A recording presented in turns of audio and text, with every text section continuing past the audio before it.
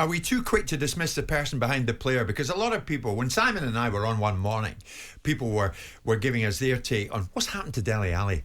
Where's this great player gone? Is it his attitude? What is it? And then we heard this. Sometimes are we too quick to judge? Well, I think in general people will be, and I think when you're a coach or a manager, you have a far better understanding of what might be going on in people's lives. So, without knowing all of the detail that Dele gave that day, I had a very good idea about his upbringing and the challenges that he'd been through. And I remember, we were talking about Gascoigne earlier. I remember reading his autobiography and him saying that people said I wasted my talent, but actually his view was it was a miracle he got to where he did. Mm. And with some of our boys and the way that their lives have been when they were younger, it is actually a miracle they get as far as they do. And so, of course, it's easy to then say, they're wasting a talent, but none of us really know what goes on behind it, closed doors of anybody's life, do they? So I think as coaches, you try to help, you try to support. What pleased me most about hearing Dele speak was that it was the bit before that he'd gone into rehab, that he'd recognised this was something that he needed to take control of and try and get himself back on track. And, let's hope that he can, on a human level, first of all, get back on track, and then the football will come as a part of that. I think the job of any coach or any manager is to maximise potential of any individual.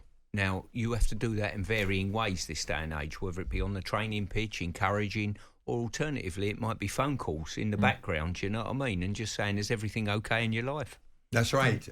Another perfect example of that, Aaron Ramsdale at Arsenal. I mean, the Premier League, of course, at the best of times is an absolute cauldron. And Arsenal trying to overhaul Manchester City last season very nearly did. But Ramsdale has revealed for the first time, Gareth, that his wife Georgina suffered a miscarriage on a flight back to the UK in January after a break after Qatar.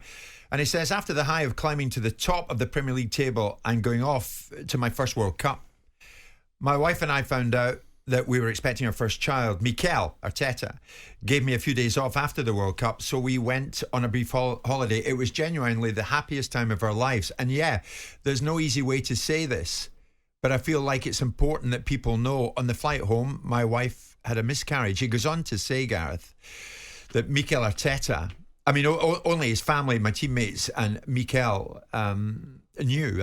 They're the only group of people that he told. But that Arteta went above and beyond to make sure that he and his family were okay.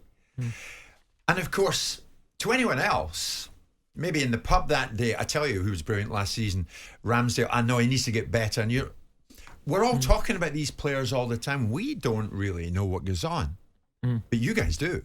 And it's important that we have a perception of that, is it not?